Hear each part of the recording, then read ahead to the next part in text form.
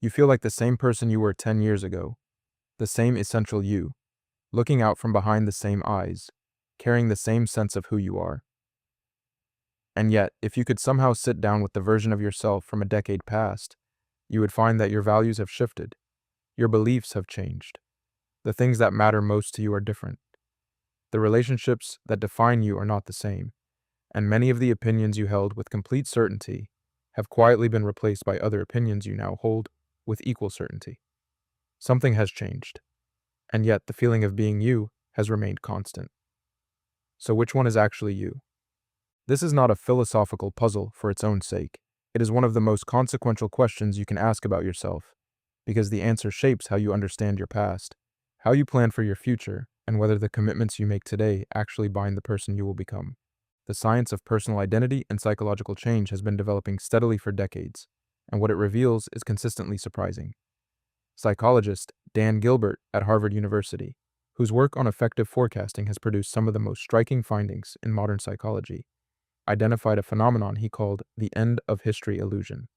In a series of studies, he found that people of all ages recognize that they have changed significantly in the past decade. But those same people, almost universally, believe that they will change very little in the next decade.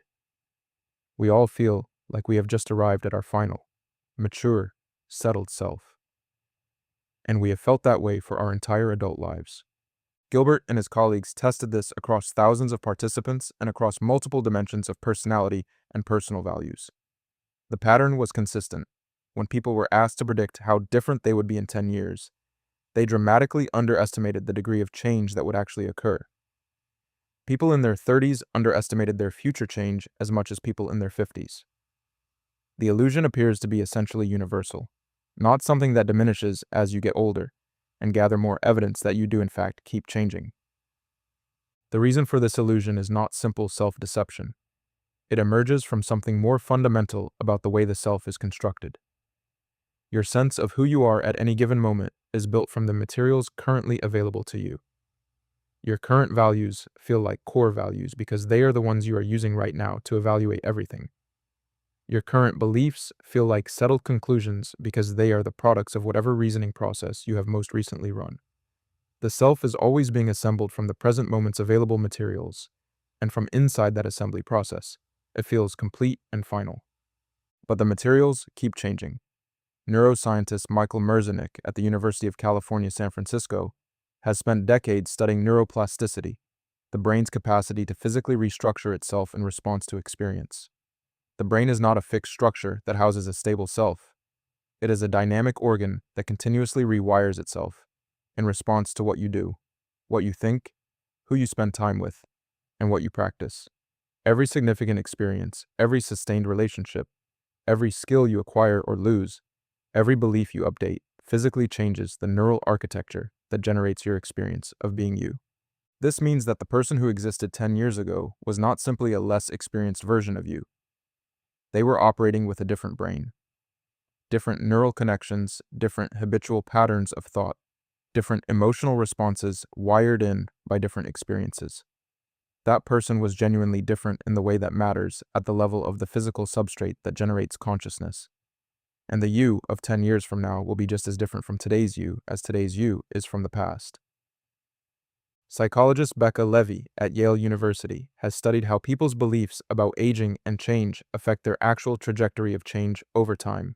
One of her key findings is that the story you tell about yourself shapes the person you become. When people believe that their essential character is fixed and determined, they behave in ways that confirm that belief.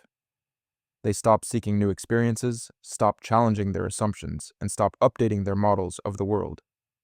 The self becomes a self-fulfilling story. And the story that you are done changing is one of the most limiting stories you can tell. This raises an uncomfortable question about continuity and commitment. If the person you will be in 10 years is genuinely different from who you are today, in what sense are they responsible for the promises you make now?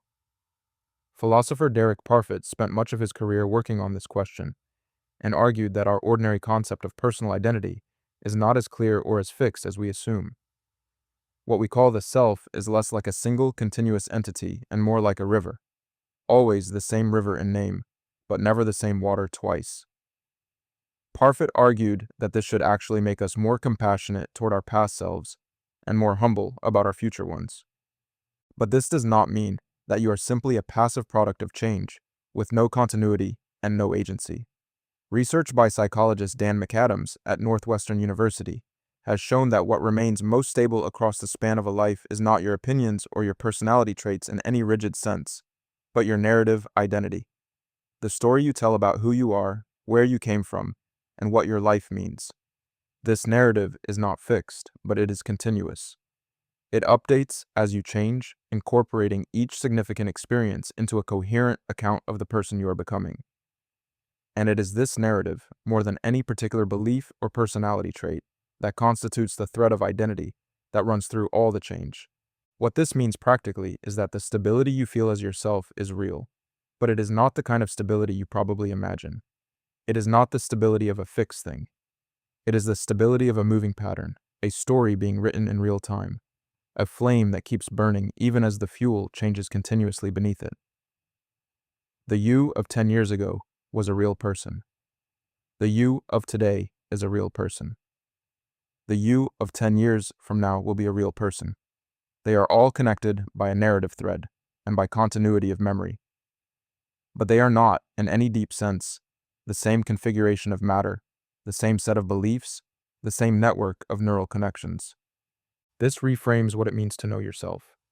You cannot know yourself the way you know a fixed fact, because you are not a fixed thing. You can know yourself the way you know a river, by watching it, by noticing the direction it tends to flow, by understanding what shapes it. Self-knowledge is less a destination and more a practice. And the most accurate thing you can say about who you are is that you are the person you are becoming, not the person you have already been. So when you look back at the version of yourself from 10 years ago and feel a kind of fond distance from their certainties and their assumptions, you are not betraying them. You are doing exactly what the process of being a person requires. And when you look forward to the version of yourself from 10 years from now, the most honest thing you can expect is not that they will agree with everything you currently believe. It is that they will have continued the only thing that actually connects all the versions of you, the search for a better account of what is true and what matters. That search is not a sign that you have not yet found yourself. It is the self. It has always been the self. You are not the same person you were 10 years ago. And 10 years from now, you will not be the same person you are today. This is not something to mourn. It is the most human thing about you,